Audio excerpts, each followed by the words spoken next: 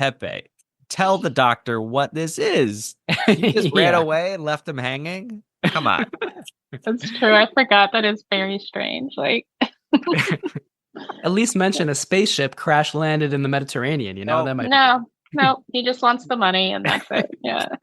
One track mind. be. Yeah. Oh, Pepe.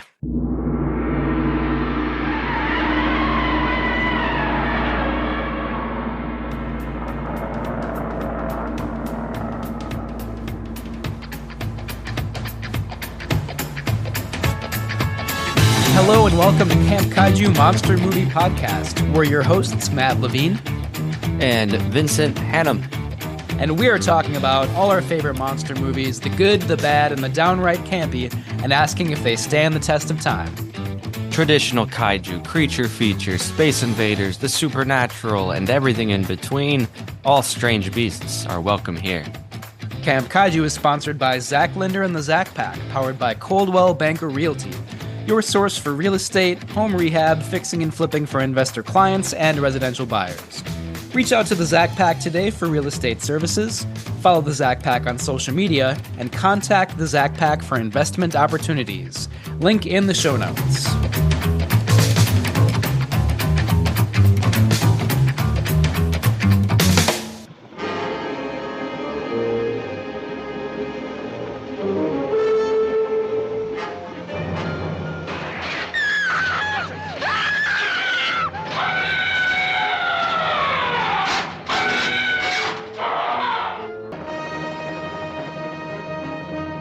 Airship XY-21, which crashed into the Mediterranean Sea on the 11th, was a single-stage, astral-propelled rocket launched 13 months ago from a site within the United States.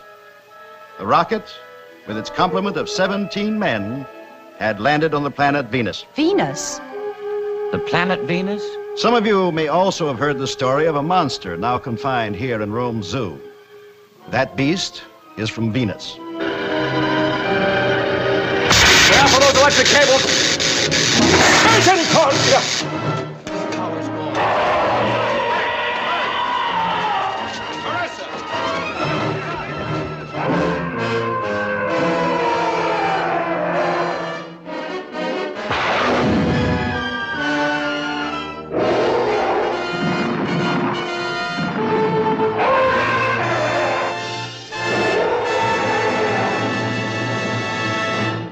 We have a very special guest joining us tonight, longtime friend of the podcast and our frequent guest star, Naomi Osborne. Thank you so much for being here.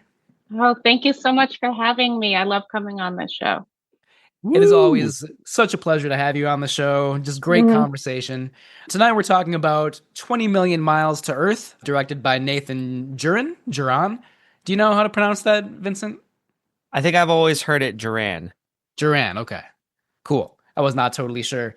With special effects by Ray Harryhausen, the one and only. So yeah, lots of fun stuff to talk about. Before we get to that, though, I think all of us have some fun stuff going on. Naomi, you just got back from Comic-Con in New York, right?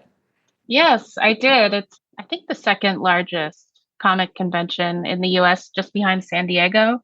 But it's really fun. I went last year for the first time, and I learned a thing or two last year. So I made the most out of the time. Like, I went to as many panels as I could, and it just felt really good to be around everybody excited about their fandom and connecting with each other. It was just really good vibes all around. Super fun. You met famous people, right? Yes, I did meet some famous people. The first one I met was George Takei. He was giving just this amazing little talk about his memoir. He's releasing a graphic memoir he did earlier this year, and he just has really amazing stories, really good vibe. Very nice man, very delightful man. I met Joe Hill. He's an author. If you guys are familiar with him, right now, people might know him because his book got adapted into The Black Phone, which is out right now, or the second one is out right now. But he just released another book, the first one he's released in 10 years, and it's Stephen King's son, for those who don't know that too. Yeah, but he was really nice. And then I saw a lot of celebrities also that I didn't actually get to meet, but I saw in panels and things. Like I saw Edgar Wright for a panel for The Running Man, which is coming out mid-November. And I'm super excited about that. I think that's going to be really fun. And I just got really pumped up during that panel, hearing about all the, choices, how it'll be different than the last one. And he's just such a good genre blender. I'm excited to see that. Yeah. One Minnesota connection that I was surprised to find was I went to the panel for the remake of the Silent Night, Deadly Night. Are you guys familiar with that horror film? Yeah, I didn't know they were remaking it though. Yeah, they are remaking it. And the director is a guy named Mike P. Nelson, and he's from Minneapolis, actually. And I came to find that we even were at MCAD, the Minneapolis College of Art and Design, at the same time. So that's pretty cool. I didn't find out until after I was at the panel, and one of my friends was like, "Oh, I know him," and kind of gave me the scoop. But so I'm excited to see that. I just like to support people from where I live too. Absolutely. Yeah. I also got a little behind the scenes there's a new HBO show coming out that's a spinoff of the latest two It films. Mm-hmm. And it's called Welcome to Derry, and they're really kind of pushing it hard at the con. And I actually know somebody who puts together some of those events, and I got to see part of the first episode, which was really exciting because it doesn't come out for another couple of weeks. So that was cool. Nice. Yeah. Amazing. That just seems like such a cool opportunity. I've never been to Comic-Con, but I long to go someday, and just it's all about excitement for all this great stuff coming up, right? It's such a cool atmosphere it must be to be there. It is. It's a lot like, digital communities that we have, but in person, and it's fun to see it full circle because before the internet, people would go to conventions to find their people to connect with them. And they're still doing it. And it's so cool because you see fans of all ages, stuff where it's I don't know what that is, but I'm happy for you. That's great. So many times when you see a weird cosplay and you're just yes, I saw my cousin Vinny cosplay, they get deep with their, there's just every kind of fan, and everybody's there to just have fun and connect with each other. And it's just great. I love it. This is a random memory, but talking about people getting into fandoms and cons before the internet. When I was a kid, I must have been about 10, maybe. So we're talking late 90s. In Central Florida, my mom, who is a huge Dark Shadows fan, she grew up watching that in the 60s. She took me and my brother with her to a fan club meeting at some buffet restaurant. Mm-hmm. As a kid, I didn't understand any of the scene or what it is to be a fan at a fan club.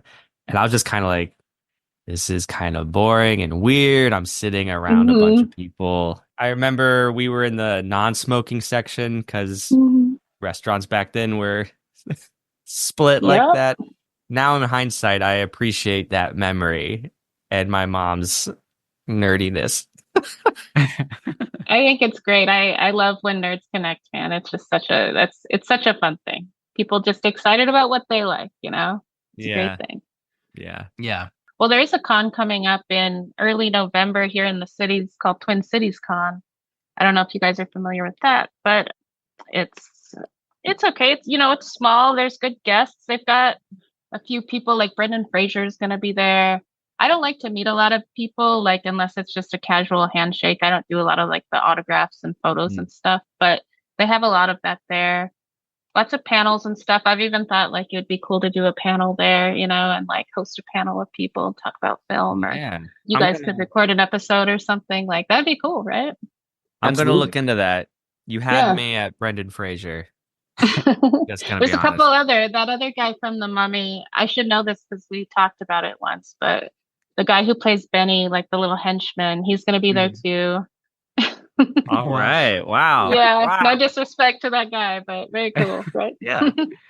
Just saying, cons big and small, there's always something to find. Heck yeah. Amazing. Yeah. That's awesome.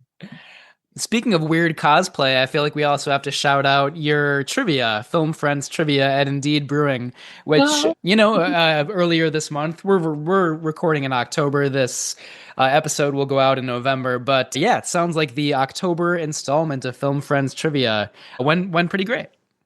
Oh, yeah. It's always a banger. Lots of people come out.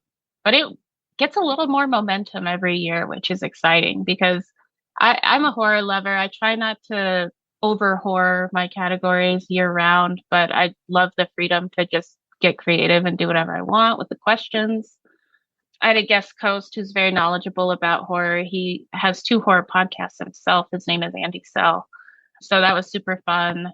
People were wearing amazing costumes. I got all kinds of extra prizing donated too, just because people wanted to be a part of it. You know, you guys spoke with Sierra from Saturn Video recently. She donated some cool horror VHS tapes, and there's a couple other.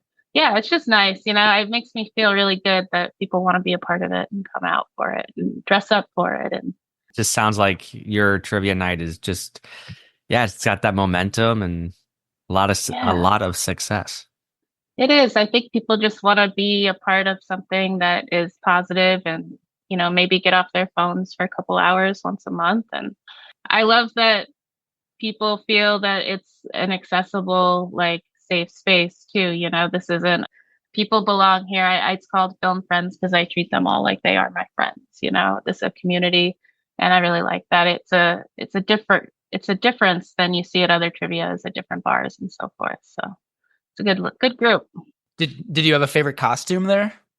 Oh my gosh, there were so many good ones, but the ones that I ended up leaving it up to the crowd because I just, you know, we do sort of the applause-o-meter. We picked our top three and then I let the crowd choose. And the winners I actually really liked as well.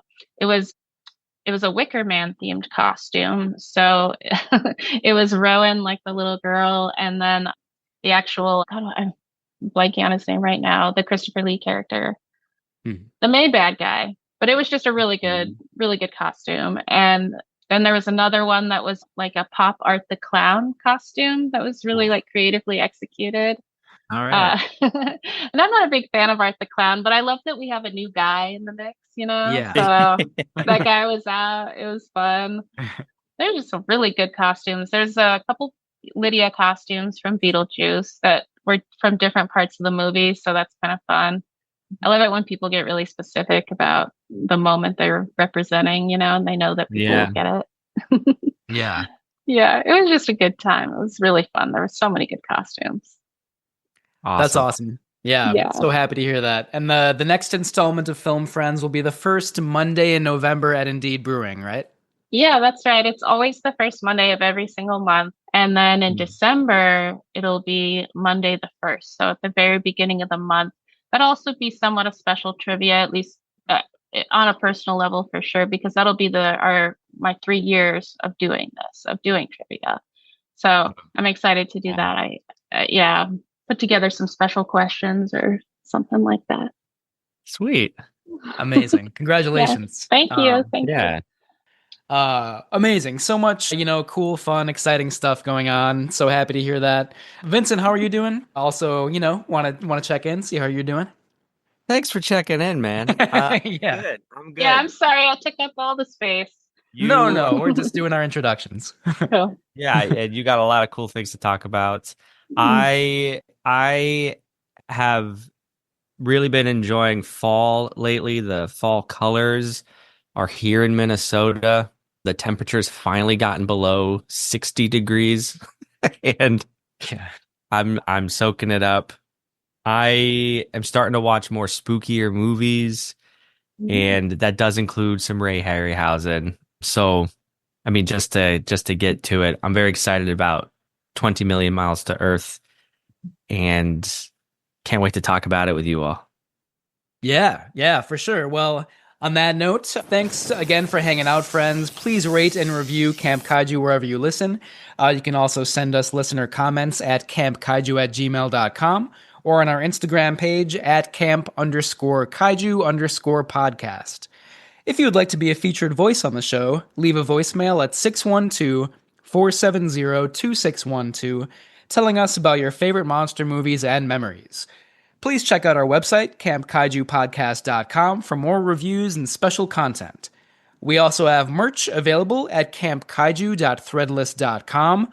Last but certainly not least, you can become a patron at patreon.com/campkaiju for discounts, priority comments, and access to any live events. As always, we want to give a shout out to all of our Patreon members, all of our patrons. So thank you to Jason, Beast Drool, Chris B, Sean, our anonymous patron, and Peggy. We really appreciate you so much. Thank you again. And all you patrons, you don't need to have a cool nickname like Beast Drool, but if you wanted to have a cool nickname, we could spice it up. It could be like a Treehouse of Horror every October. You know how in the credits the writers all have their spooky nicknames. Yes, I love that. Don't ask me to come up with one though. Oh, I was just gonna ask. But I also don't know what I would come up with. I have not given that any thought. Matt, Yeah, it could be the return of Le Spleen Levine. Yeah, I think. Yeah, my nickname. I think my Instagram handle used to be Matt LeSpleen, so I should bring it back. That's a good one. Oh, mine used to be Bart Simpson. So That's good. yeah, not quite Halloween related, but scary nonetheless. Well, we'll make sure that we have some solid names for next year. I know that's a long time from now, but we'll have 12 months to come up with our good Treehouse of Horror name for next time. Oh, heck yeah. Yep. I'm all about it. Cool. So one fun thing that we always do here on Camp Kaiju, we try to shout out a movie that was released around this date in movie history. So again, this episode will come out in late October-ish, early November-ish, and obviously right around Halloween. That's a very popular time for horror movies to be released. So we have a pretty long list here of movies that came out around this time. Naomi, does anything on that list jump out at you? Well, immediately The People Under the Stairs jumps out. I love that movie. I think it stuck with me even as a kid. Like there's a scene where she gets thrown into this hot bath water and it just was like seared into my young brain, as this cruelty against children, that it sticks with you, I think, when you're a kid and it's still resonant for me in that way. Very interesting movie.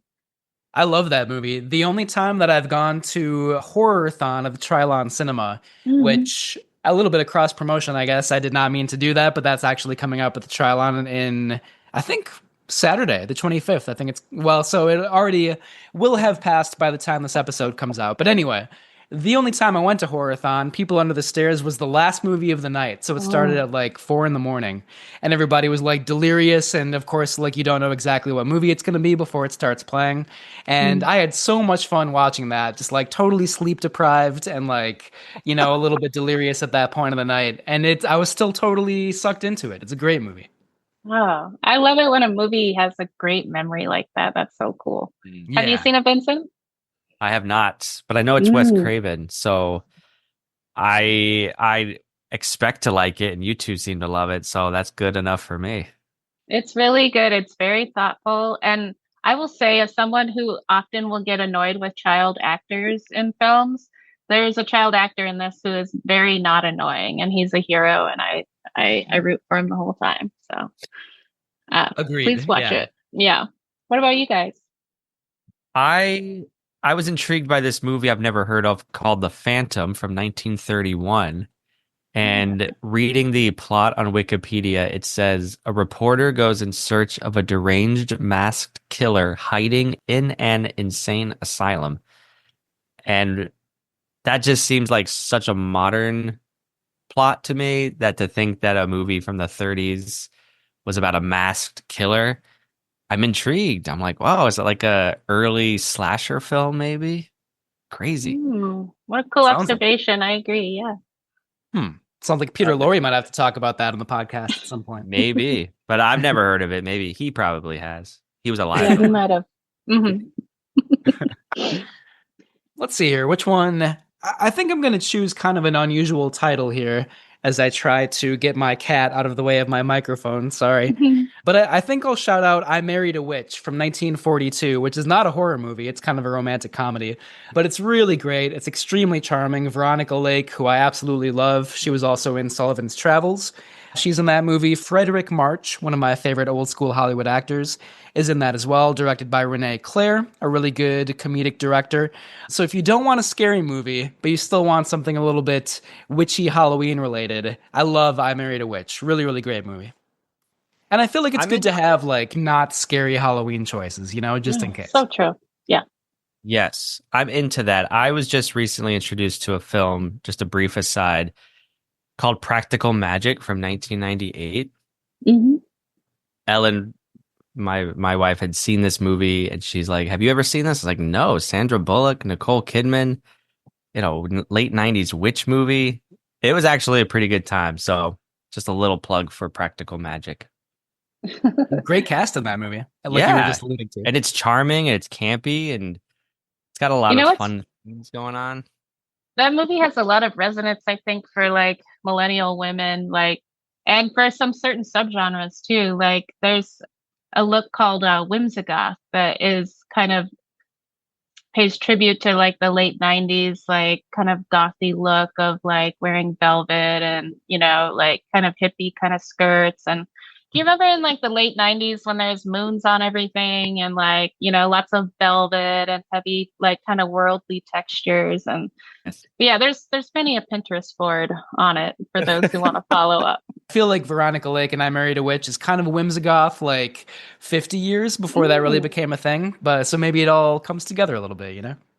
I always get that movie confused with Bell Book and Candle, even though Bell Book and Candle is like 10 years later or something. But they're both just like those frothy witch stories, Yeah. charming and fun. Bell Book and Candle is great. I love that movie. Kim Novak and Jimmy Stewart, right? Oh, yes. Beautiful, Yes. like just like a colorful, gorgeous movie. Really love that Oh. one as well. Yeah. Yeah, Vincent, you have to watch that. I think I posted about it last year and you were like interested in it. It's amazing. It's all like these beautiful mid-century interiors and it's set in New York and, over Christmas. It's really nice. Yeah, I've had other people talk about it since then too. So Mm, yeah, definitely on my radar. cool. Hey, I have Awesome. a Well, question about one of these just before we move on. The yeah. Frankenstein and the Monster from Hell. Have you guys seen that one? No, but No. Okay. that title also caught my eye. Okay. Yeah. Okay. Well, I haven't seen it either, so I was just like, what could that be about? Like, with Del Toro's Frankenstein coming up, it might be time for me to bone up on some of these Frankenstein titles. Uh-huh. It's either Yeah. gonna be very good or very bad. But either way, I'll love it. Yeah. It Yep. looks like it. Sorry, it looks like a Hammer horror film, Frankenstein and the Monster from Hell, directed by Terrence Fisher. So I don't know anything about it either, but I like that pedigree. Would love to check that out. Well, at some point, we'll have to get to 20 Million Miles to Earth tonight, the movie that we're focusing on. Just a couple quick shout outs about upcoming monster movies. Predator Badlands is one of the bigger ones coming out soon. Very excited for that. And then somebody, I'm guessing, well, I'm not sure if it was Vincent or Naomi, but somebody put the movie Beast of War on the Google Doc as well. It's a World War II giant killer shark movie. But what I actually want to mention is, Matt, what I sent to you a while ago in Wisconsin this year, in a small town in Wisconsin, they shot the 1970s creature feature, The Giant Spider Invasion from 1975. It's a cult classic. It's been spoofed on MST3K and the like. But the original like cast and crew, as many of them are still alive, are getting back together to like revamp it and redo it in their own way, I guess. So the Giant Spider Invasion is apparently coming back. I haven't seen the original. I'm not going to act like I'm an expert, but I think it's really cool for some B movie history there. I love that story. Whenever you have like, just people who love these movies trying to like keep them alive and pay tribute to them, that's always a great thing. So that's a very cool story. I don't like giant spiders. I don't like any spiders, in fact, but I still like that idea a lot. You love Wisconsin. I do. Yeah, indeed. So that's a great story. Thank you for shouting that out, Vincent. I'm gonna have nightmares about giant spiders tonight, but Matt is from Wisconsin for all you listeners. He doesn't Oh, just my love gosh. Wisconsin. There's a reason. Yeah, there is. I should do a better job of representing my Wisconsin pride, but yep. But who doesn't love Wisconsin? Cheese, the Green Bay Packers, beer if that's your thing. It's Yeah. a great state. Yeah. Serial killers. Yeah, they are known for their serial killers for sure. That is a mark of pride, I would say. Yeah. Well, just real quickly, coming up on Camp Kaiju, Vincent, do you want to talk about the next title that you're bringing to the pod? Yeah, 1967 a Japanese kaiju film called Gappa, the Triphibian Monster. Not from Toho, it's from a rival studio. It's a lesser known kaiju film from the Golden Age, but I think it's worth checking out and definitely worth discussing to see if that one stands the test of time. So I'm very excited about that. And then, Matt, you have a movie after that.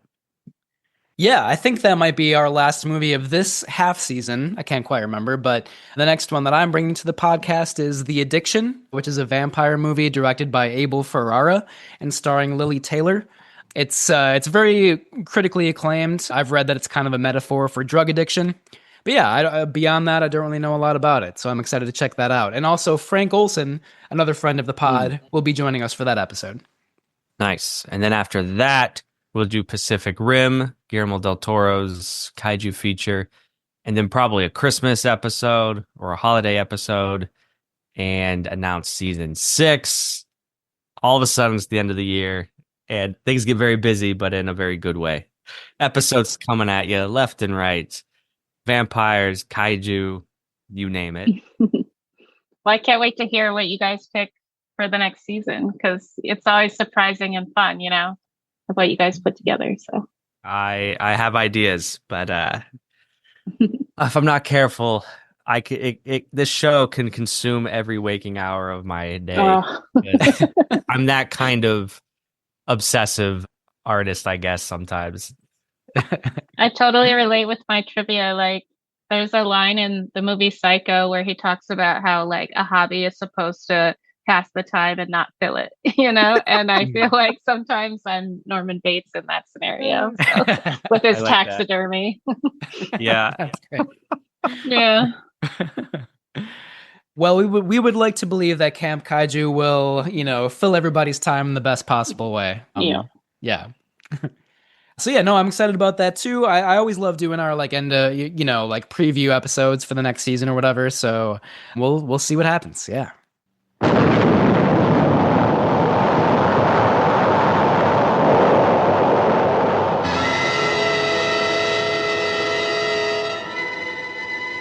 I say there are things better left unsolved. Who knows what waits for us in nature's no man's land?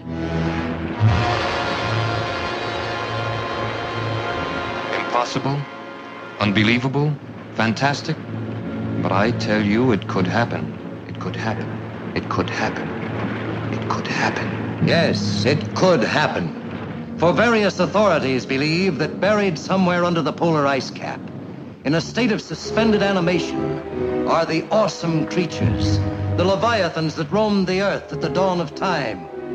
And under certain conditions, a nuclear explosion can free one from his icy tomb. Then, guided by instinct, the beast would come back to the caverns of the deepest Atlantic where it was spawned.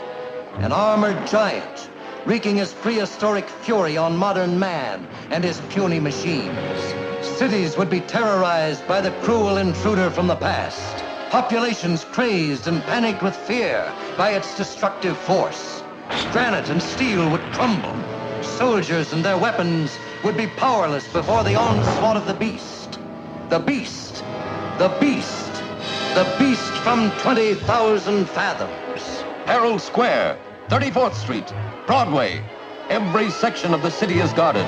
No one knows where the monster will strike next. Another one, Colonel? No. You know where the radioactive isotope is? No, but if it can be loaded, I can fire it. I'll load it. Just remember one thing. This is the only isotope of its kind this side of Oak Ridge, so you can't miss.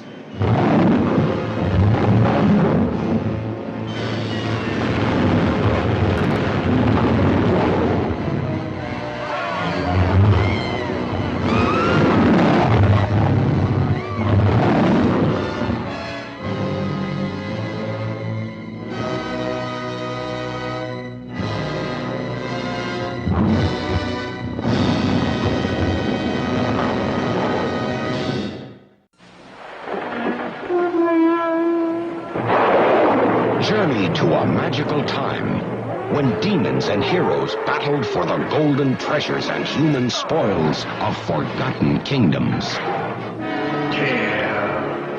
Kill him. Thrill to the story of a legendary superhero who fights through all the torments of hell to save the woman he loves from the world's most powerful sorcerer. This is Sinbad's greatest adventure. The Seventh Voyage of Sinbad. She was once a beautiful princess. The sadistic magician shrinks her to the size of a tiny doll. And now, Sinbad must do the impossible to save her.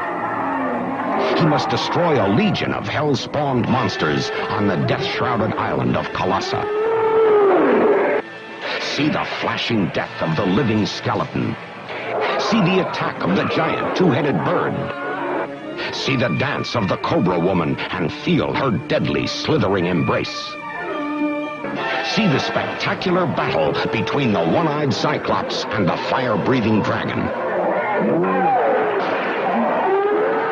The incredible magic of Dynarama recreates the enchanted, breathtaking adventure that could never be told before. The Seventh Voyage of Sinbad.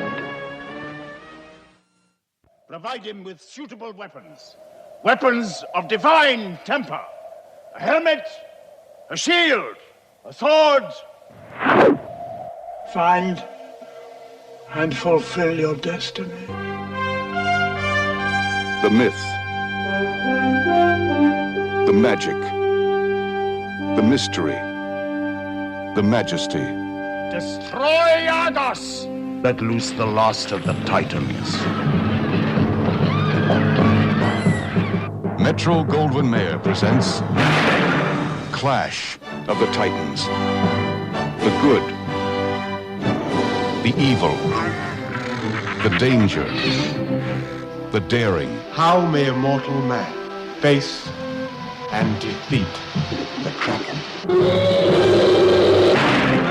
Clash of the Titans. The combat, the courage, the splendor, the spectacle.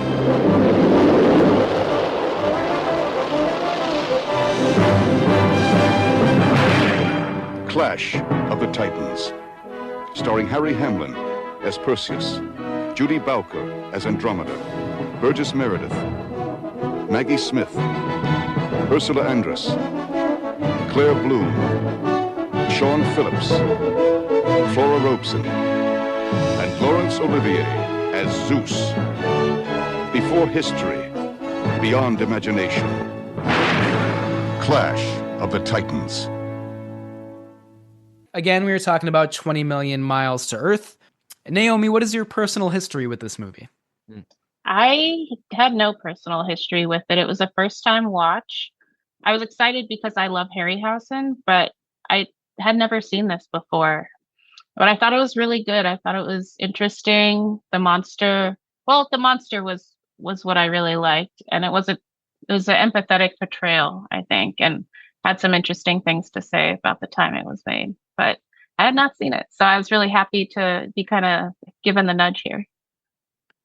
Yeah, same. I had heard the title before. I knew that Ray Harryhausen was involved, and that's pretty much all I knew about it.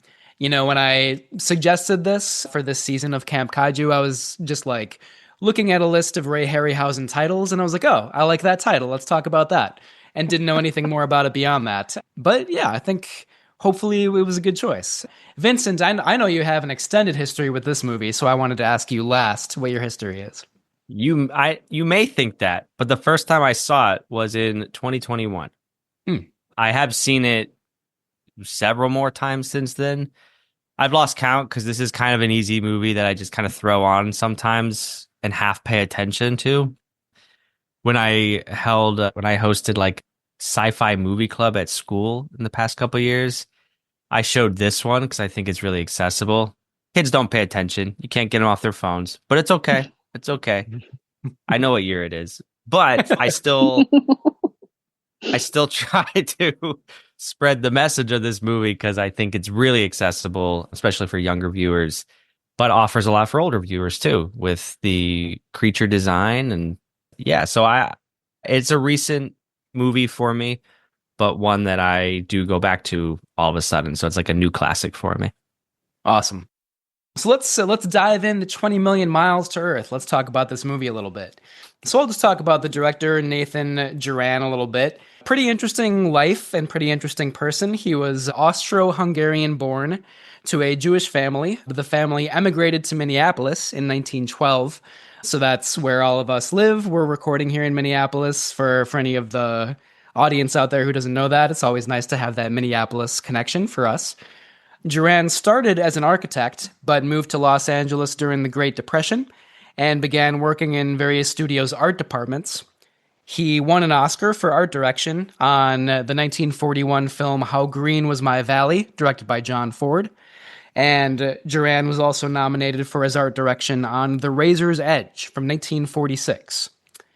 Before The Razor's Edge, Duran also served in the Navy during World War II. After he returned to Hollywood after the war, he was an art director for various studios, including 20th Century Fox, Universal, and the indie studio Enterprise Productions. His directorial debut was The Black Castle, after the previous director Joseph Pevney dropped out. The Black Castle was a horror movie, but Duran actually directed movies in a lot of different genres, including westerns, swashbucklers, film noirs, and then directed some TV episodes as well. Considering all that, he kind of got into sci-fi and fantasy a little bit later in his directorial career. His first sci-fi fantasy film was The Deadly Mantis from 1957, which is the same year that 20 Million Miles to Earth came out. The Deadly Mantis kind of started the trend in Duran's movies of insects and human beings and various things growing to gigantic size and then running rampage. So then 20 Million Miles to Earth was his second sci-fi fantasy film of the year. And then after that point, Duran continued to make a lot of sci-fi fantasy films, including The Seventh Voyage of Sinbad, which was also produced by this film's producer, Charles Schneer, and also had special effects by Ray Harryhausen. Duran also made such movies as Attack of the 50-Foot Woman, which we have talked about on the podcast before, and Jack the Giant Killer, which Duran also wrote. So an interesting filmography, and I feel like in the reviews that I read of 20 Million Miles to Earth, Duran probably gets second, maybe his work is deemed not as important as Harryhausen's work, and that's certainly understandable, but, I feel like Duran's work is capable. It might not be like any more than that, arguably, but I feel like he's just fine behind the camera in this case. Yeah, it's an interesting dynamic because a Harryhausen movie, it's not just like effects by Ray Harryhausen, like Stan Winston. He has effects and all these other artists that we like and we admire. But like Harryhausen did everything, including directing his own sequences, and he worked in very close collaboration with the ostensible film director. So yeah, I mean, it's an interesting relationship. But I was watching some featurettes and interviews with Ray Harryhausen, and he talks about his better relation. He talks about the relationships with directors he had who like really brought his creations to have the impact they did on this movie. Eugene Laurier directed The Beast from 20,000 Fathoms, which is another classic Harryhausen movie. But Harryhausen does give due credit to the director who pulls it all together and the writers as well. So a lot of fascinating, like the intricacies of how they work together. Harryhausen like provides the pictures and the artwork for his monsters. And then the writers, at least for 20 Million Miles to Earth, would then write scenes around Harryhausen's images. It wasn't the other way around where Harryhausen's trying to work within their screenplay. So like Harryhausen just had such a presence and a like imagination that people just said, okay, you clearly know what you want. We're going to work with you to make it a reality. Wow. I love hearing those details of the production because I often wonder like what the workflow is like in situations like that. And it sounds like he was a really good collaborator. Definitely. Mm-hmm. And I'll talk a little bit more about the colorization process of this film. There's a whole documentary on my Blu-ray about the colorization, which is a deep dive.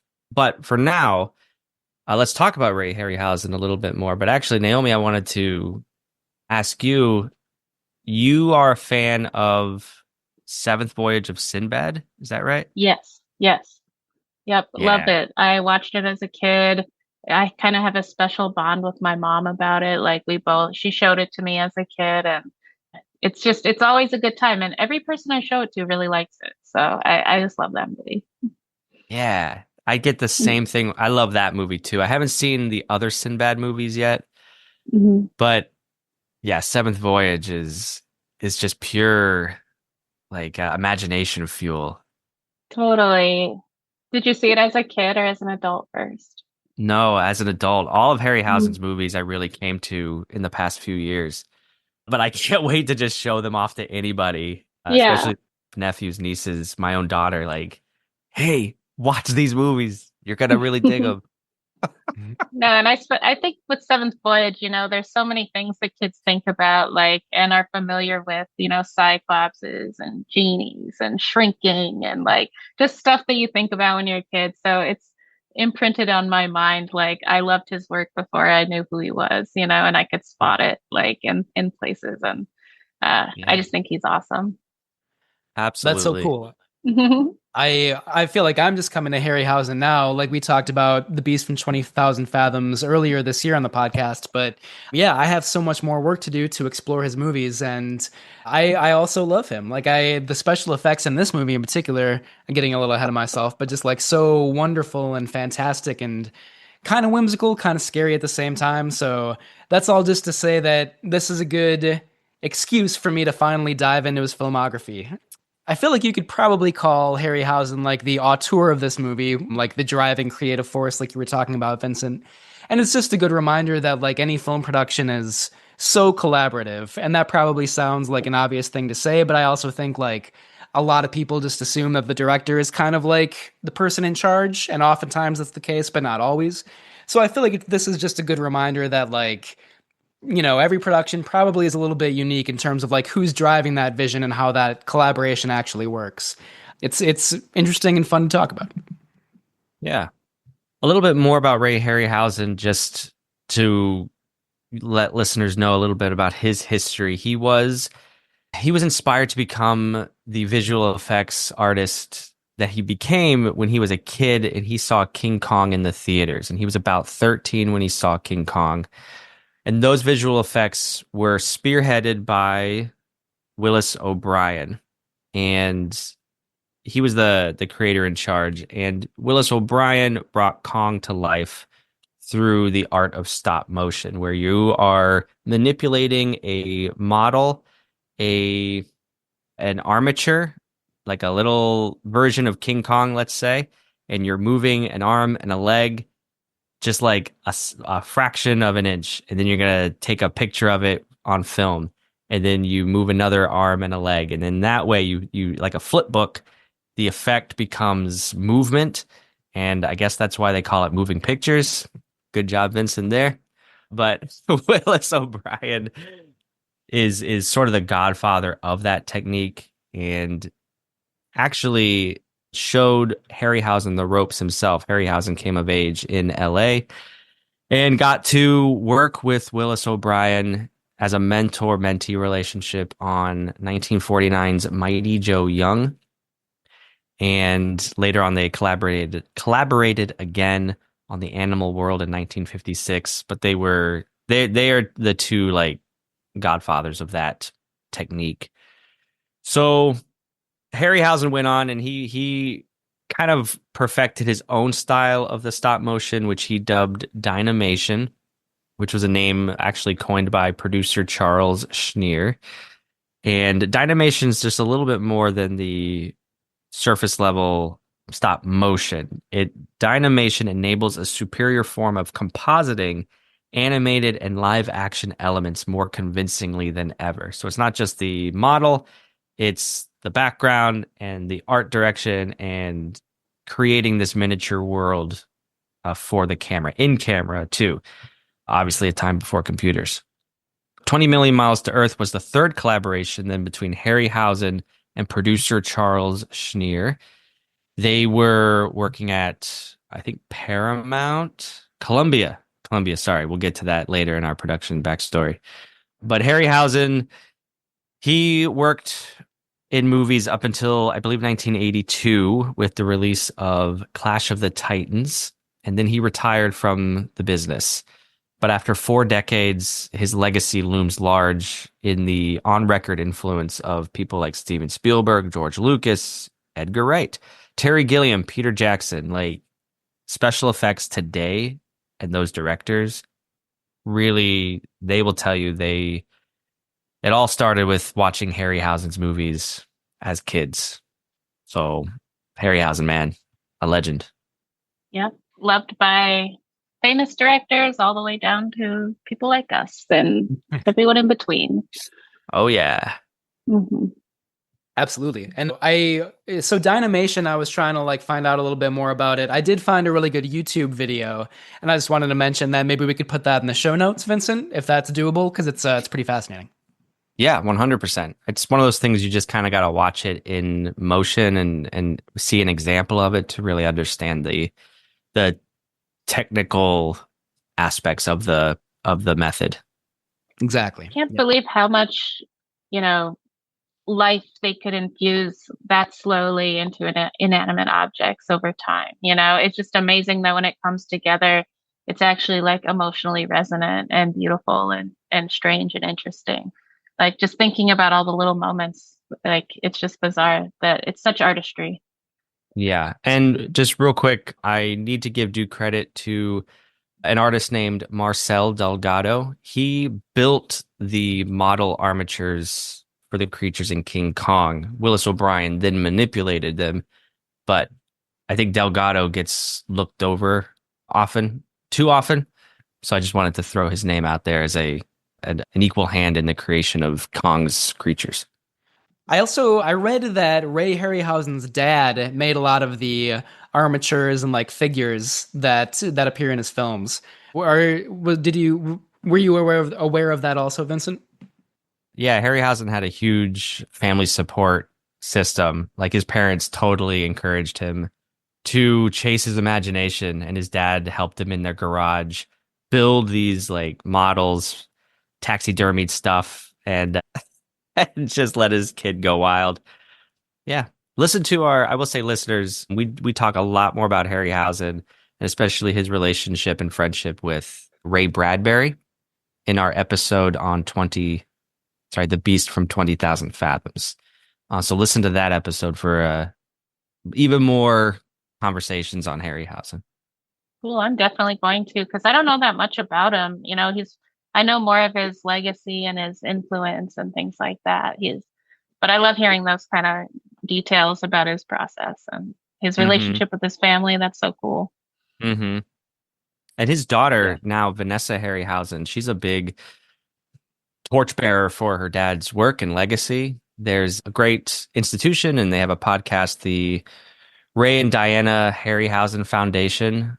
They're based in the UK, but they're the proprietors of his estate and his work and his legacy. And they have a touring art exhibit in museums every so often of his own work. I'm always looking out if like they're having an exhibition in Minneapolis at some point. I'd love to go, but yeah, there's a whole bunch of stuff you can check out about Harryhausen. Man, I would be really cool to see some of that stuff. I almost wonder if I know Guillermo del Toro is a big fan.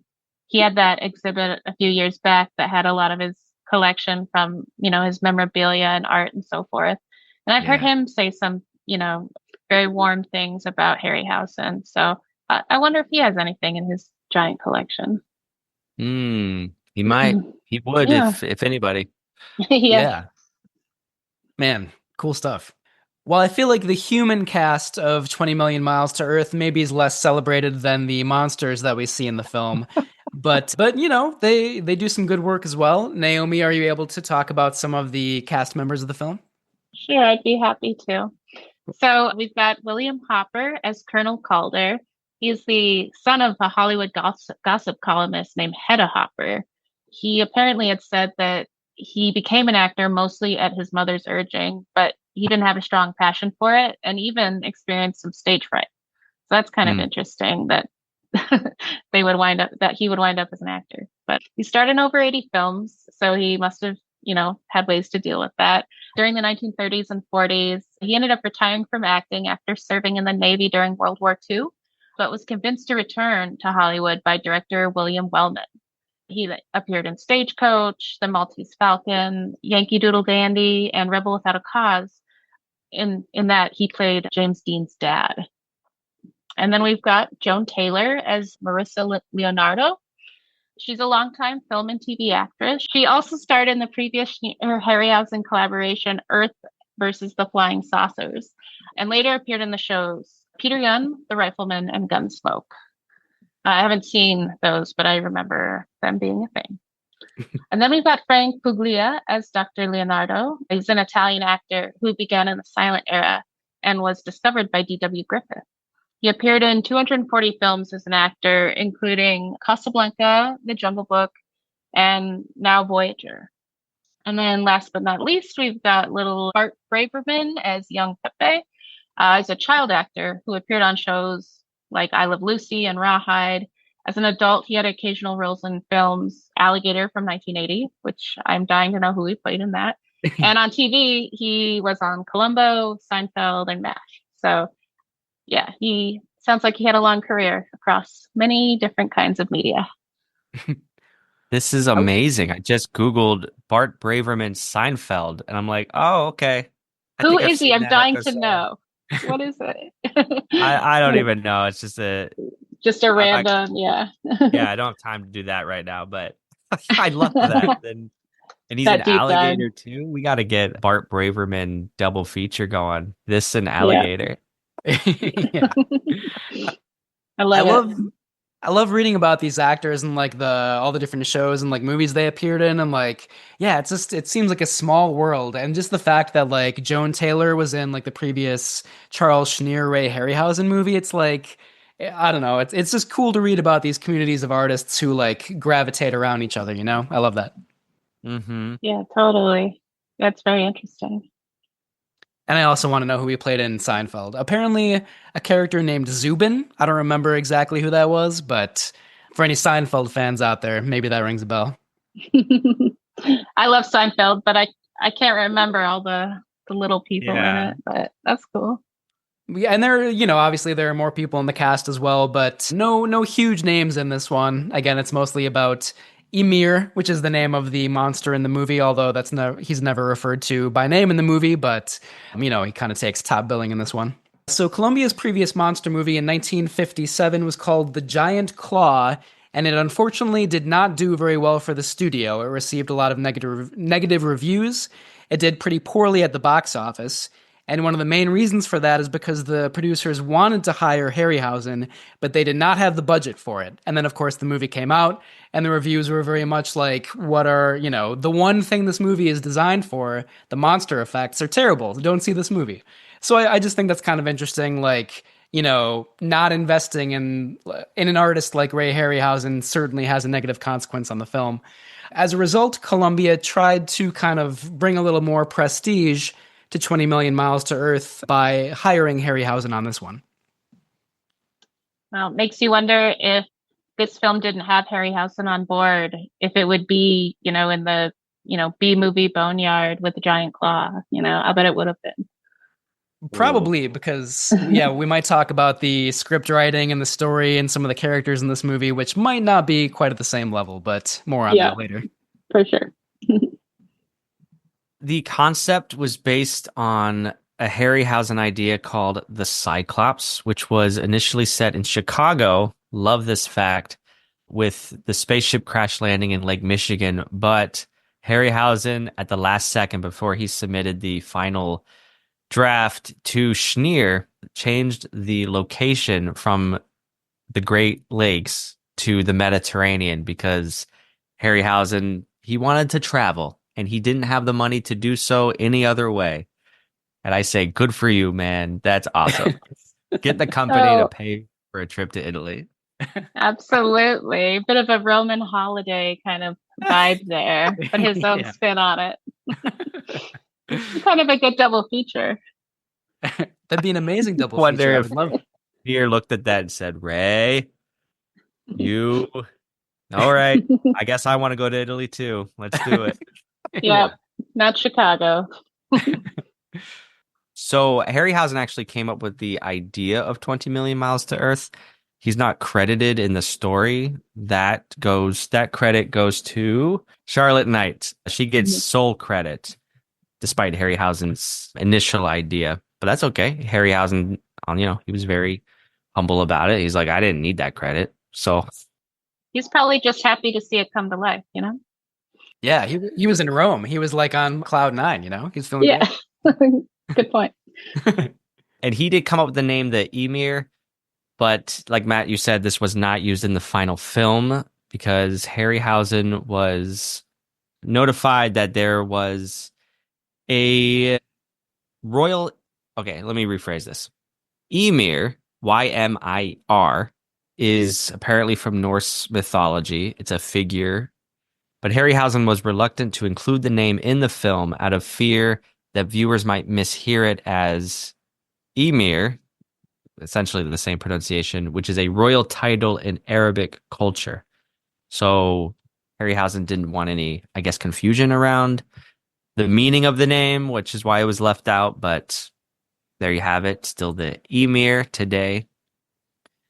And this Emir was initially in like early concept drafts and drawings from Harryhausen, was like a cycloptic monster design, but Harryhausen eventually refined it to a more reptilian design, yet giving it a humanoid waist and chest, especially, and facial features to elicit sympathy from the viewers.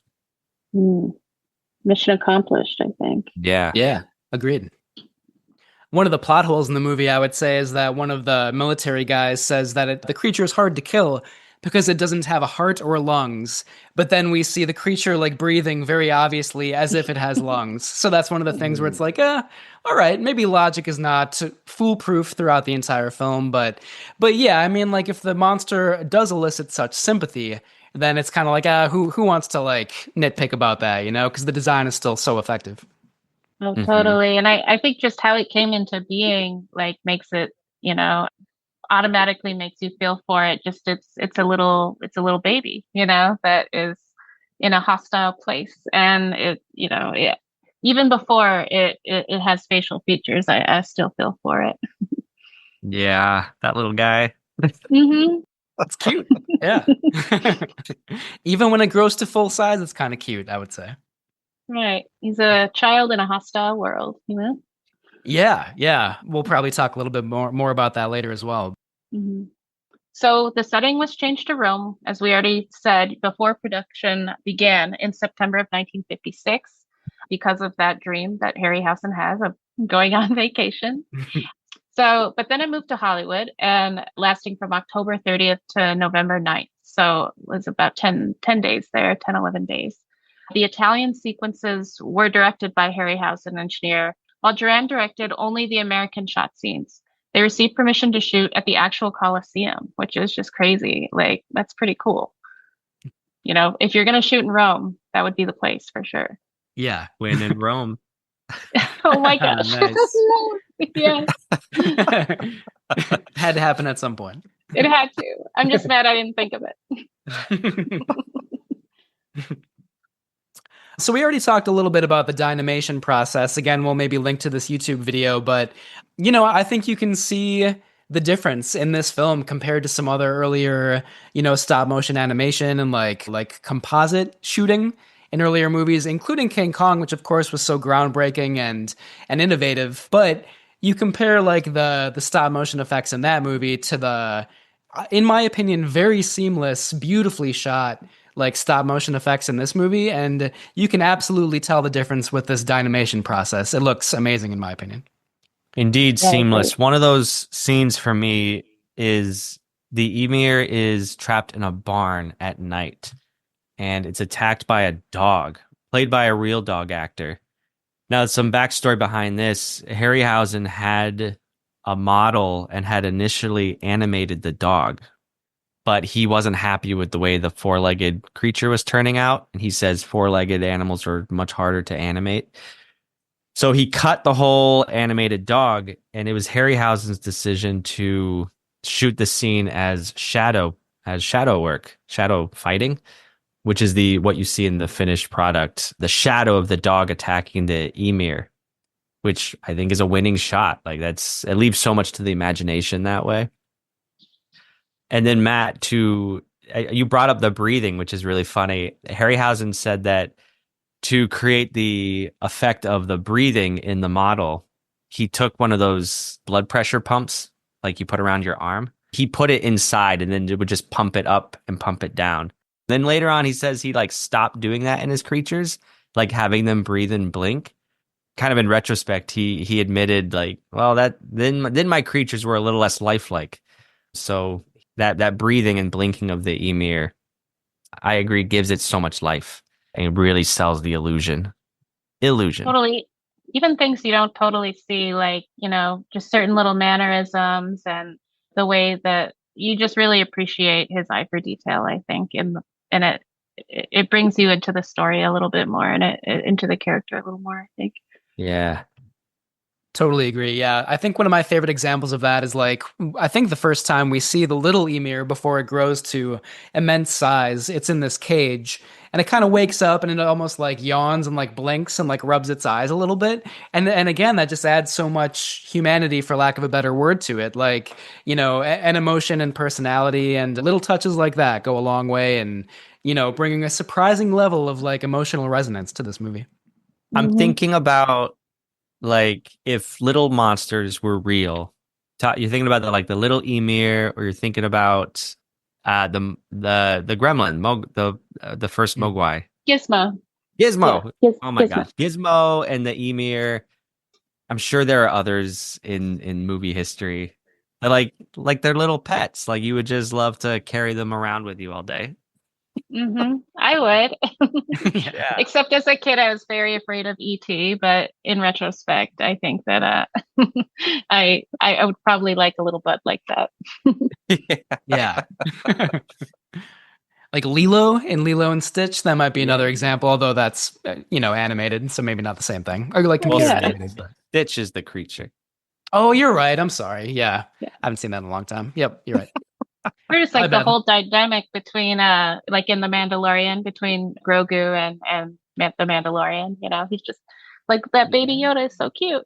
There you go. I knew there were others. Yeah. Totally. There are others. There's probably a meetup at Comic-Con for yeah. Yeah. All right. I finally figured out what my Halloween costume is going to be. Yes. Baby Yoda. Perfect. Well, 20 Million Miles to Earth came out in 1957, and it was a commercial success. It ended up being Harryhausen's favorite of his own films, he later said. Critical reviews at the time were maybe not quite as enthusiastic. Most of them did note the excitement of the stop-motion animation and the creature effects, along with the poorly written script and the bland performances. A sort of representative review at the time from Harrison's Reports wrote that it is one of the better science fiction thrillers, mainly because of the exceptionally good special effects work and the interesting Italian background, particularly the streets of Rome, which I would agree with that assessment.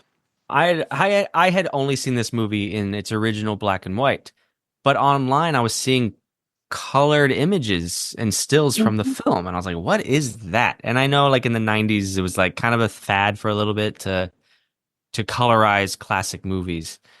But in this Ray Harryhausen collection I have, the release for 20 Million Miles to Earth does include the colorized version. So I thought, okay, well, I'll watch that version. I think the color is really seamless, more or less, which is refreshing. It's not gaudy. It doesn't draw attention to itself. But in the mid 2000s, with Harryhausen's supervision, he worked with a restoration company to colorize this film and several others that were originally in black and white. And Harryhausen, again, in these behind the scenes clips, he's asked, would you have colored it if you could have? And he's emphatic saying, yes, absolutely.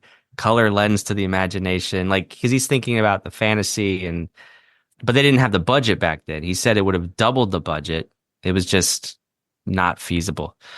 I think Seventh Voyage of Sinbad was his first colored film, and then he never went back to black and white. I think after 20 million miles. But I just found it really fascinating, and especially that he was involved. So it wasn't just somebody trying to cash in on his legacy. He was right there directing the art, just like he had always done. So That's super interesting, and I would look into it, like just on that alone, because the black and white really worked for me. Like I liked the black and white. I thought that, it made the animation, feel really sculptural, and you see all these textures and shadows, and just the weight of that animation. But now that I know that he was kind of on board with that, I would take a look. I would watch it. The next time I watch it, it'll be in color, and I'll see what that feels like. Yeah, I think it's worth it. I'll just get ahead of myself in my good category. I love the shadow work in this play, the lighting. And I think you do lose that with the color. So I'll agree with you there. I think this movie made in black and white was shot for black and white, and it just adds so much atmosphere to it. So agree. Yeah. Yeah. Same. I always love to see black and white, and I'm a little torn. I mean, like it always like pains me a little bit to hear that black and white movies are colorized, but if you're going to do it, might as well have like one of the original artists there to supervise the process. So I'm intrigued to see the color version as well. Yeah. So I wonder, if you screen it for students or kids, would you pick the black and white or the color? Oh, that's such a good question. I was presented with that question this past weekend hanging out with my nieces and nephew. They did not opt to watch this movie, but I was thinking if they wanted to, I would show them color. Because I'm not going to be precious about black and white versus color. I want them to have a gateway into this genre. And if color's the way to do it, then that's okay.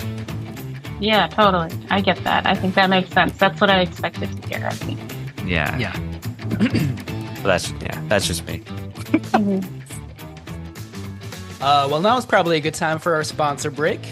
Camp Kaiju is sponsored by Zach Linder and the Zach Pack, powered by Coldwell Banker Realty, your source for real estate, home rehab, fixing and flipping for investor clients, and residential buyers. Reach out to the Zach Pack today for real estate services. Follow the Zach Pack on social media and contact the Zach Pack for investment opportunities. Link in the show notes. Vincent, what do we have in Mina's mailbox today? We have a comment from Alexander Official 3000 on YouTube in response to our episode about the Beast from 20,000 Fathoms. Alexander says, I loved what I heard. Also, they had a similar scene in Godzilla 1998. All right, so he quotes a line from the movie, "We don't know, it just disappeared." He goes on to say, people hate this line, but you forget that the monster can burrow underground, so at least Mr. Zilla had an excuse for disappearing. Do y'all remember the Godzilla from 1998? Barely. Yeah. Okay. Same. If you rewatch it, it bears a striking resemblance to the Beast from 20,000 Fathoms, like the monster, but also the whole kind of conceit and storyline. Less so to Godzilla, more so to the Beast from 20,000 Fathoms. So it's just like a really interesting thought about where Godzilla 98 got most of its influence. I feel like we're going to have to bring the 1998 Godzilla to the podcast at some point, because like it is critically reviled, but I don't know. I feel like maybe with 30 years of hindsight, almost like, I don't know, it probably holds up a little bit better, you know? People say it's a great kaiju movie, a terrible Godzilla movie. So yeah, I think it's ripe for discussion. Thank you, Alexander, on YouTube, and everyone else. Please keep the comments a coming. We appreciate it. How's Peter doing? Sorry if I beat you to the punch there. No, that's okay. Peter, he's not here tonight. He ran out to get something for a Halloween party coming up. I don't know what he's got cooking. Maybe it wouldn't agree with me anyways. But when he comes back, he is going to talk about 1944's Return of the Ape Man, a Poverty Row picture starring Bela Lugosi and John Carradine. And our Letterboxd synopsis for this one reads, the discovery of a perfectly preserved caveman prompts a mad scientist to attempt a daring brain transplant. Right there. Cavemen, mad scientists, and brain transplants. How can you go wrong? And an ape man? Who knows? They're throwing it all in there. And Bela Lugosi? It's everything you need. That's amazing. It's everything you need. Sounds good. Yeah.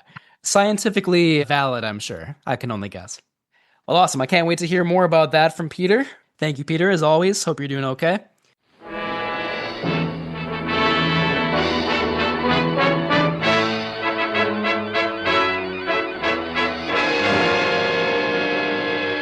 Welcome to the Poverty Row Studios on the other side of Hollywood. Yes, where the stars were dimmer and the red carpets dripped with blood. Together we will watch the best of the worst, movies known for their limited budgets, outlandish concepts, and questionable performances. But with enough haunted houses, zombies, ape men, and devilbats to keep you up at night. This is the Poverty Row Picture Show, and I dare you to sleep through these nightmares.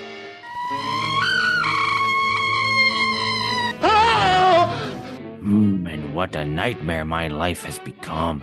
The fish heads have disappeared. Vincent does not keep them in the house. Oh my goodness, I hate to say this, but I might be missing that rat bastard known as Matthew Levine. Don't panic, Peter. Let's see. What does Vincent have in here? Let me see. Oh, yes, what is this? Pizza rolls. Alrighty, well, when in Rome. Let me just pop them into this here microwave oven.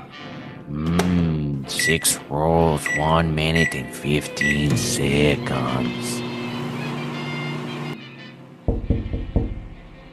Oh, my heart, it is only you. Friends, this is my new animal companion, the Raven, who taps on my window and demands I recite the words to its favorite poem.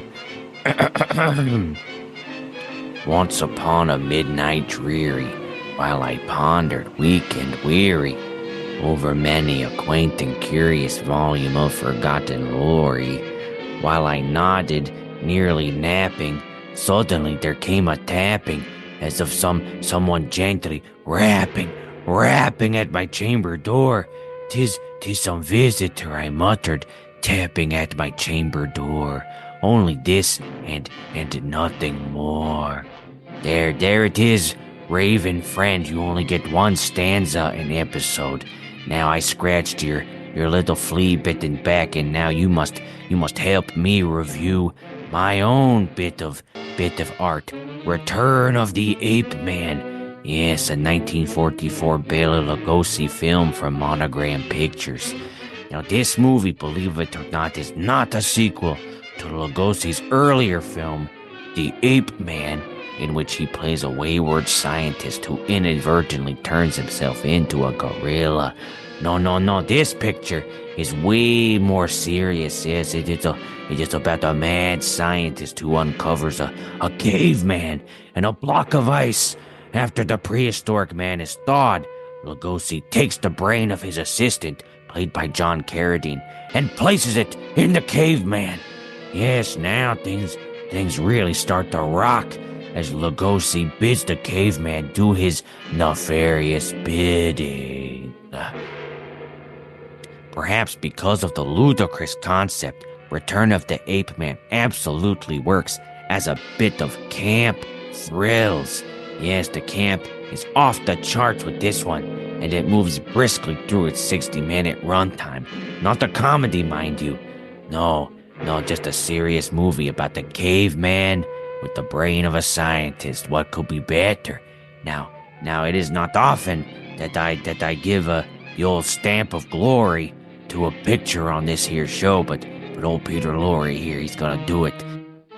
Next time on the show, we will discuss another 1944 film called The Girl Who Dared. Do ye press play on this bad mamma jamma? Oh yes, well, Well, if you will excuse me, listeners, pizza rolls are ready. Let's see what this is all about. Ow, ow, ow, ow, hot, hot, hot.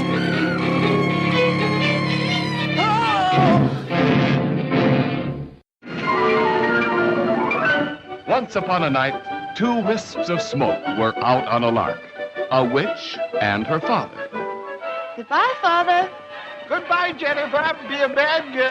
Her first night was a calamity, but she was rescued by a very handsome man. Oh, I'm cold. Cold in this furnace? But I have no clothes. Clothes.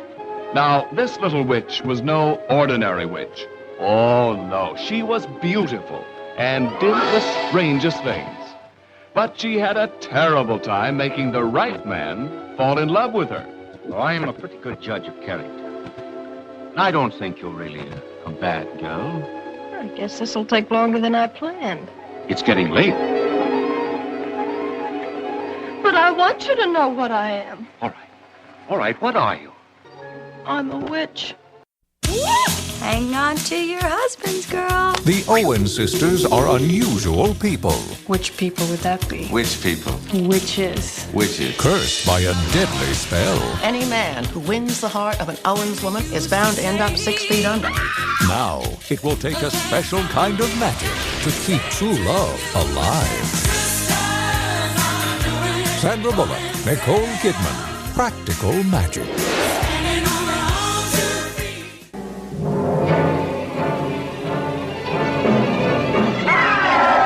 This is the sheriff. Get on the emergency unit. I'm down here all by myself. They're hell-bent on destroying that beast. The crowd's beginning to take over. We'll call the National Guard back. Tell them we need some heavy equipment, guns, tanks, anything. They came by the hundreds, by the thousands, killing and crippling, creeping, crawling creatures determined to destroy the earth. Could anything stop them? Could anything stop the giant spider invasion? There has never been a film like this before.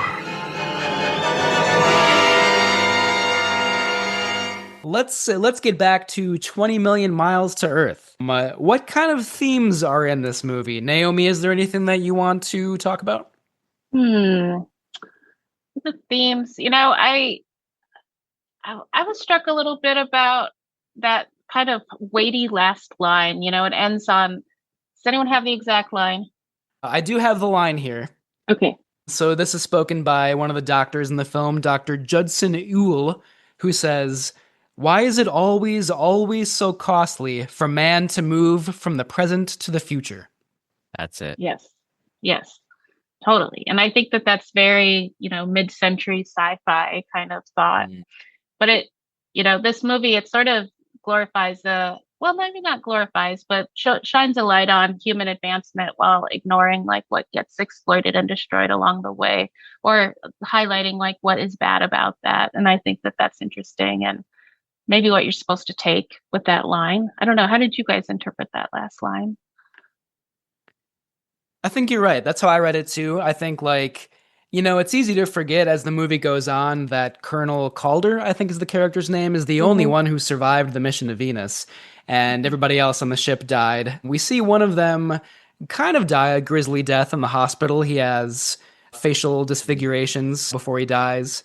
So yeah, I think that theme is certainly there, that like you said, Naomi, the path to enlightenment, knowledge, progress usually entails a lot of human sacrifice. And I don't know, sometimes you kind of have to ask, is it worth it, Mm-hmm.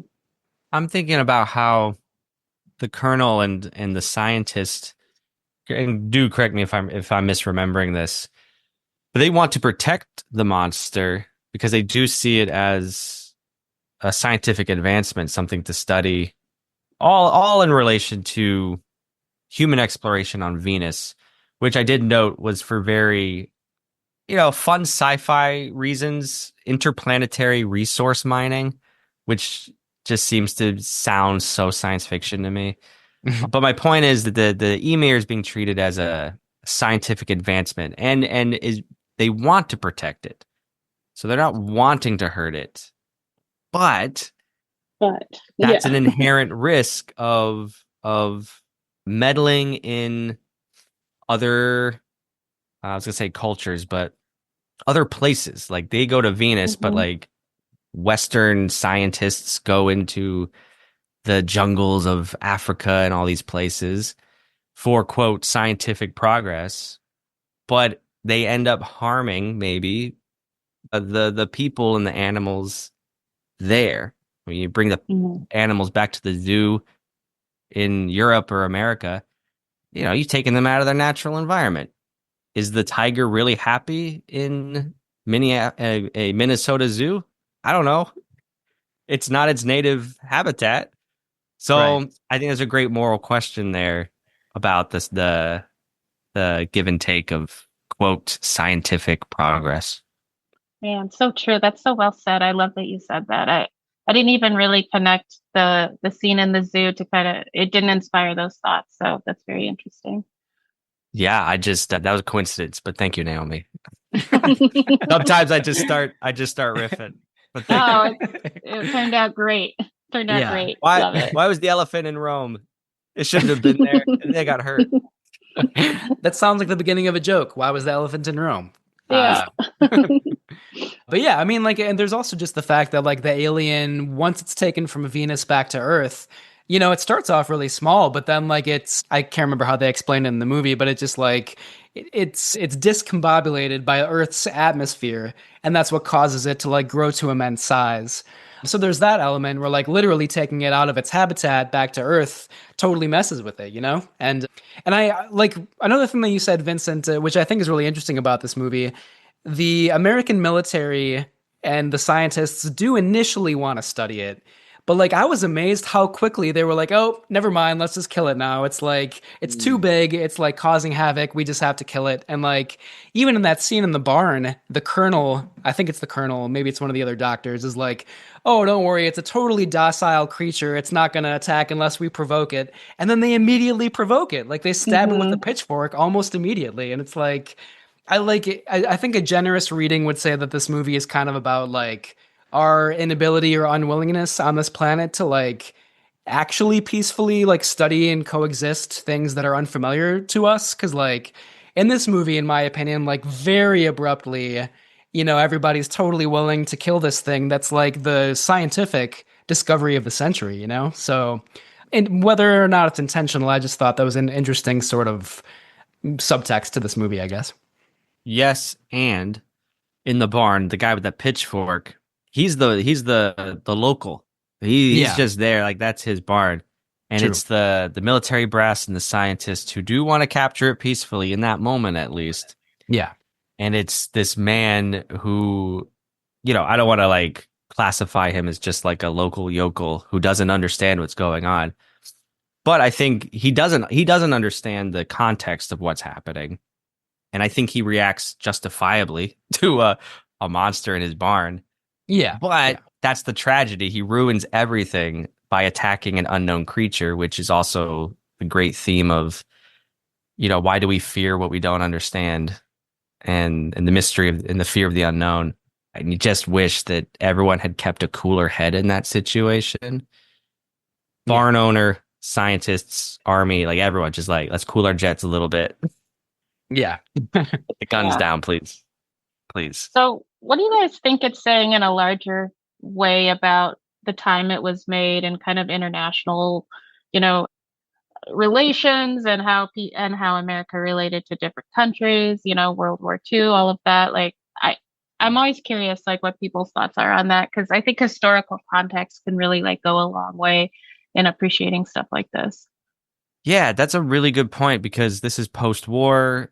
Italy had been just scarred by World War II, both as an Axis player, but then during the war it shifted courses to the Allies. And I don't know, I meant to do this research, but the film takes place in Sicily for the first half. And there's American Army personnel in the film. I can only assume we had a military presence, just a holdover, but I don't know yet. I need to look that up. But I think this movie does give some insight to the United States relationship with a foreign government, at least, because they work with the local police and they're getting permission to do these things. I think in contrast to today, where our government is rather more prone to bullying foreign governments. In this film, I think the government and the military are more, I'm blanking. What's the word? Help me out. They're just more willing to work with foreigners. Collaborative. Yeah, they're more Yeah, they're more yeah. collaborative. Uh-huh. Yeah. Yeah, makes sense. It was refreshing. Mm-hmm. Yeah, I agree. I mean, I also don't know the specifics about the American military presence in Italy after World War II, but I think about other countries like Austria or like elsewhere in the world where like very quickly after the war there was kind of, I mean, like the Cold War basically like escalated very quickly, and then suddenly you have all these superpowers throughout the world like battling for control over certain parts of the world. And like obviously it was this point in time.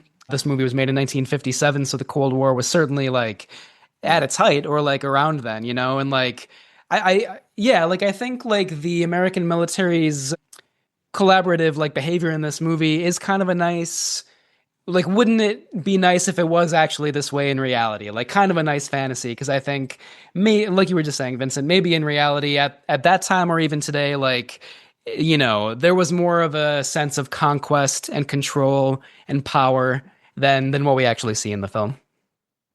Yeah, totally. I feel like you see that in a lot of like Godzilla movies and stuff too, where there's that tension and like, it's always interesting to see how governments interact with each other in these kind of films, It says a lot about it's just very interesting. Very interesting. Yeah. And I wonder how how that'll be depicted in films now, when you look back in the future. It'll be interesting to see.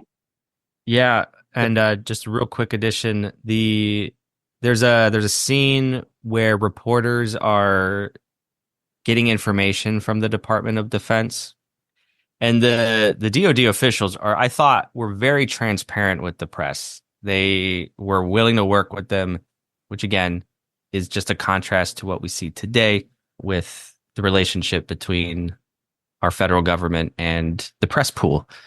So yeah, maybe this movie was maybe a little simple in its portrayal, or maybe it was how it was back then. I can't say, I wasn't alive, but I've seen this movie and it's a more collaborative sense. Yeah, maybe more. Sorry, Naomi. After you. Oh no, nothing. Go ahead. Well, I was gonna say maybe more hopeful than simple. That's how I might describe it. Yes. Like it would be nice if like international diplomacy actually worked this way. Yeah. I was going to say something similar, just the fact that we're talking about it and we're all smiling about it. I wish it was true. Yeah. Just a thought. Right. A nice fantasy. Yeah. Cool. Yeah. Any other thematic things that we want to talk about? I don't know how thematically deep this movie is necessarily, but it does have some content there, I would say. Yeah, I agree. I will say I was very struck by the kind of how I thought of gladiators when I saw him around the Colosseum, and kind of just made that connection. But it's, such a tragic twist but it kind of makes you think of the way gladiators were not really operating always on their own free will, and this kind of grisly spectacle. I couldn't help but think of that, and I wonder if having such a identifiable landmark in there was supposed to make people think of that, or if I just did. I was wondering if you guys had any thoughts around just the Colosseum and things like that in the film. Yeah, that's interesting. I love that. I think that makes so much sense. It's tough because Harryhausen, apparently the only reason they filmed in Italy was because he wanted to film there. Yeah. But I don't think that takes away from the idea of combat in the Colosseum. And then with the elephant scene, that's what the ancient Romans would do. They'd pit all kinds of animals against each other, man and animals. And yeah, I think that's a really great thought that you brought up. Yeah, just like this unnatural stage for human entertainment, And death. Yes. Yeah. I think it's a great point. Yeah. And Emir, of course, would be in that position of the fighter who's powerless, who's like forced into this position and then has to like just fight to protect itself. So That's I think that element of sympathy for the monster is definitely there. I think it's interesting too that, Harryhausen would frequently return to like sword and sandal kind of gladiator stories in the future after this, right? Like Seventh Voyage of Sinbad and Clash of the Titans, Jason and the Argonauts, some other movies, I think. So, yeah, I think that's a world that I think he was attracted to for whatever reason, Totally. I just love seeing a monster next to something that iconic, it's like Kong and the Empire State Building. Like, they just go together sometimes. Yeah, definitely. Maybe that's my human arrogance that loves to see a monster next to a human achievement, I think that just for audiences makes it feel really familiar and, kind of that moment of, like in Planet of the Apes when you see something that that we made as people. Yeah. Yeah, it's like an element of the epic, and I feel like people maybe overuse the word epic sometimes, but I feel like it's when we see like a man-made structure like that, like a wonder of the world, and then all this, like action and like violence and mayhem playing out on it, it's like, yeah, it does give you the impression of like something huge and momentous is happening, and that makes for good cinema. Totally. And maybe like changing, the course of history of destroying things, it has consequences beyond the scene that you see or whatever. It's always devastating when you see something, smashed to pieces or, the White House blown up and, like whatever. It's always just crazy. You think about that. So our little human brains are just like, wow, that'd be crazy. Yeah, totally. Yeah. Yeah, and I think, even if they shot in Rome mostly because Harryhausen wanted to vacation there, that still opens up like some pretty cool interpretations, like, like we were already talking about, like the gladiator element, and then like after the war, the sort of like neo-realist kind of like rubble that the city was lying in. Like it might not have been totally intentional, but still like we can think about these things just because of the setting, and I think, that's why they're so fun to talk about. Exactly, definitely. And like when I brought up Roman Holiday earlier, I was just like, I want to watch these two movies together. I think that'd be so fun. Yeah. Roman Holiday is amazing. I love that movie. Yeah.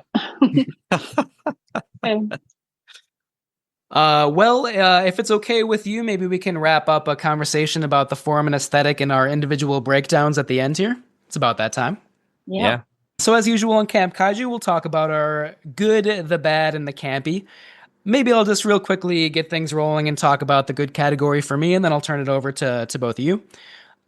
I mean, it has, like, it's obviously the Harryhausen special effects. They're just, as we've talked about, really beautiful, subtle, nuanced, emotional. I think the black and white cinematography makes them even more so, and we already talked about that as well. I appreciate that the movie knows what the good stuff is. Like it knows that people are here to watch the creature and like the scenes of, again, like carnage and mayhem and like the special effects. And it kind of like hurries through the other stuff to get to that good stuff. That might be both a good and a bad thing, but yeah, the special effects are phenomenal. I'll leave it at that. Turn it over to you guys. Well, I'll say that for the good for me, I loved the special effects. I mean, there's no surprise there. I also just loved, I don't know, I really saw Emir as kind of like a child and sort of framed it like through that as I was watching it. And I enjoyed that and could connect it to things current, like I mentioned E.T. and other things like that. But yeah, I thought that was good. The bad would be, I didn't really care much about the characters or about, their individualness, I guess. I didn't, I felt like everyone else did, I suppose, about that. And what am I missing? The campy? Yep. Well, geez, I don't know. I found this more emotional than campy, but in retrospect, it definitely is campy. Just talking about it, we've had a lot of like kind of funny moments, and I think that it creates good conversation. But yeah, I don't know. I don't consider it that campy, personally. Yeah, no, I hear you. I don't have too many things actually. I just sat back and watched this movie more than I do with others. Mm-hmm. But yeah, the stop motion here is so seamless, and how again lighting magnifies that effect is so wonderfully on display here in this movie. The barn sequence is just gold to me. I love everything going on. Mm-hmm. The personality of the Emir. Yeah, I mean that's all I got because that's all I need out of this movie. Super fair. The barn scene, I was thinking about that scene even today. Like I watched it a couple days ago and it keeps popping into my head. It's surprisingly impactful. I will add a couple of other sequences though. Ooh. There's when the rocket ship lands in the ocean and they climb on board, the two fishermen or the one fisherman. I got like Poseidon Adventure vibes. It was just like, this is a really great set piece, and they're using the practical props and effects really well. And then the other thing is the battle between the emir and the elephant. The animation of the elephant is also really well done, and there's weight to it, and it just really again captures my imagination. Mm-hmm. Yeah, I love those scenes too. In the barn scene, I particularly wanted to shout out one moment where Amir is kind of like walking right towards the camera. It's like the POV shot of one of the characters in the barn. I can't remember who exactly. And just that shot, the animation of it, and like the lighting of it, it's a kind of an intense moment. Like the scene is like backlit, so Amir is kind of like in shadow a little bit. It is genuinely frightening, even though we still do have sympathy for this character who's kind of bearing down on us. That's my favorite shot of the movie. It's really incredible. Mm-hmm. Mm-hmm. Yeah. For the bad, I mean, this movie could be easy to pick apart, and I do so kind of with love, if that makes sense, just because, this is still like a feel-good movie in a way, but the supposed romance between our two leads, the man and the woman, I find so bland because he is so uninteresting. His name's Bob. No offense to Bobs out there, but like it's indicative of who he is, just white bread, vanilla. He doesn't really he doesn't add anything to me. And Joan Taylor does a little bit. She's trying. I could see that, which is good. And I did think about the army personnel in this movie being mostly white, if not all white. And I was just thinking, like, even in the 50s, I know there were black soldiers in the army. It would have been really nice to have seen some diversity in the army actors, at least. It was an integrated army at that point. So I'll put that in my bad category too. Or dated category, I should say. I don't know. Mm-hmm. Yeah. And with the Joan Taylor character, she's the daughter of a zoologist, right? And a scientist and a doctor in her own right. So and like we see a little bit of that when like she, the Emir, whatever it is, like is strapped to the table and they're like keeping it alive. Like she is taking care of the creature. So we see that a little bit, but like you would think there would be a lot more there. Like she must have some kind of thoughts and perspectives on this creature and like their treatment of it, but we never really learned that, and I thought that was a big wasted moment there. Good call. Yeah. Campy stuff. I think of Pepe, the little Italian boy, Braverman, and he just wants money to buy cowboy hats and guns like his Western stars in America. This is very wholesome in like a 50s, gee whiz kind of way. That's a perfect way to describe it. Yeah, isn't it? Yeah. And it's so ridiculous. Cowboy hat. Mm-hmm. Yeah, that cowboy hat. It's so absurd.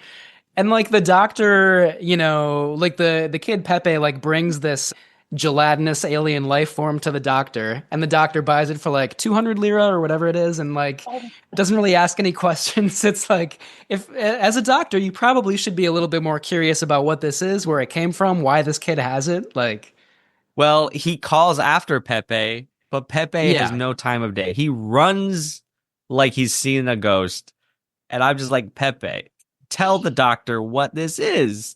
He just ran away and left him hanging. Come on.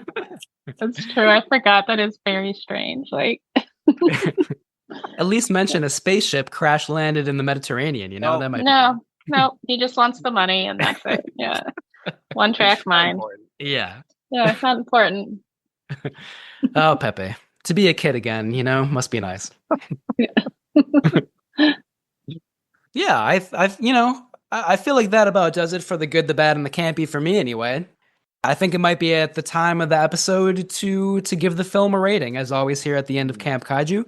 I'll run through the ratings as usual. Our highest rating is, it's a timeless classic, it definitely stands the test of time. Number 2, there may be some antiquated moments, but overall it's great, it stands the test of time. Number 3, it may be historically significant or just fun, but it does not stand the test of time. And our lowest rating, it is not worth revisiting, it definitely does not stand the test of time. Maybe again, I'll just go real quick to get us going, and then I'll turn it over to both of you. For me, I'm going to give this our second highest rating. There may be some antiquated moments, but overall it's great. It stands the test of time. I would add a little bit of an asterisk or a caveat there and say that all the non-monster stuff, you kind of have to suffer through a little bit. It's not very interesting. I do wish that, the dialogue was a little bit better, the characters and the performances were a little bit more substantial, but still, I mean, this is a beautiful movie. Harryhausen's special effects are just really incredible. Yeah, that's about it for me. Yeah. Well, I would also agree with you and go on that there may be some antiquated moments, but overall it's great and it stands the test of time because, you're really talking about the animation in it, and that does stand the test of time, and that's what everyone remembers, and we're talking about it today, So I think it does stand the test of time, and even though you do have to sort of endure those moments in between Monster, it stands the test of time. And I almost wish if I had seen this movie and it was a foreign film and I didn't know what they were saying or any of that, I would have almost received it a little bit, better and differently without the same expectations on story and character development, that kind of stuff. So I'm still going to give it that. Long story short, there may be some antiquated moments, but overall it's great and it stands the test of time. All right. Yeah, I was so torn until this moment, but I'm gonna stick to my gut and also say there are antiquated moments, but it does stand the test of time. Harryhausen's work is in this movie just beautiful and stunning. And if you look at the details and what he's doing, it's beautiful. It's just as a complete picture, it's all those weaker moments. They don't detract for me. I think they're still charming in a way, as bad as they are. They're campy. It's not the movie is derivative, which for me is not always a problem. But when there's nothing else enhancing it apart from the effects, I'm like, okay, it's the King Kong story. I get it. But again, Harryhausen's work, bar none. See this movie. I will continue to champion this movie for all that and more. Perfect. Thank you so much, Vincent and Naomi. This was a really fun conversation, a very fun movie. If you haven't seen this, definitely highly recommend 20 Million Miles to Earth and the rest of the Ray Harryhausen canon, which I need to explore myself. So hopefully I'll get going on that soon. On our next episode of Camp Kaiju, we're going to be talking about Gappa, the Triphibian monster from 1967. Join us for that one. Thank you, Naomi. Always so fun. Thank you. Yeah, I love thank you all. I appreciate you both, and I thank you for having me on and for being my friend. Yay. Likewise, thank you. Always a pleasure. Yeah, hopefully we'll have you on again sometime soon, and of course, be back for Film Friends Trivia relatively soon as well. Of course, yep, anytime. And if you guys are going to any cool screenings, think of me too. So, yep. All right. We'll see you guys. Thank you for having me. Bye. Thanks, Naomi. Bye. Bye. Thanks again for hanging out, friends. Please rate and review wherever you listen. You can also share this podcast with a friend, subscribe to the website, and send us listener comments at campkaiju@gmail.com or on Instagram. Links in the show notes. If you would like to be a featured voice on the show, leave a voicemail at 612-470-2612, telling us about your favorite monster movies and memories. Please check out our website, campkaijupodcast.com, for more information. Camp Kaiju is recorded in Minneapolis, St. Paul, with Media's Mailbox music by Ben Cook Feltz. Thanks, friends, and until next time, stay campy. Please rate and review Camp Kaiju wherever you listen. You can also share this podcast with a friend. Subscribe to the website and send us listener comments at campkaiju@gmail.com or on Instagram, links in the show notes. Or if you'd like to be a featured voice on the show, leave us a voicemail at 612-470-2612, telling us about your favorite monster movies and memories. Please check out our website, campkaijupodcast.com, for more information. Camp Kaiju is recorded in Minneapolis, St. Paul with Menia's Mailbox by Ben Cook Feltz. Thank you, friends, and until next time, stay campy. Camp Kaiju is sponsored by Zach Linder and the Zach Pack, powered by Coldwell Banker Realty, your source for real estate, home rehab, fixing and flipping for investor clients and residential buyers. Reach out to the Zach Pack today for real estate services. Follow the Zach Pack on social media and contact the Zach Pack for investment opportunities. Link in the show notes.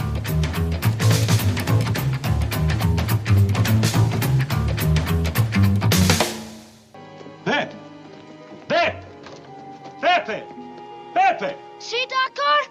Please tell me, where did you find that thing? In the water, Doctor! In the sea! Pepe! Pepe!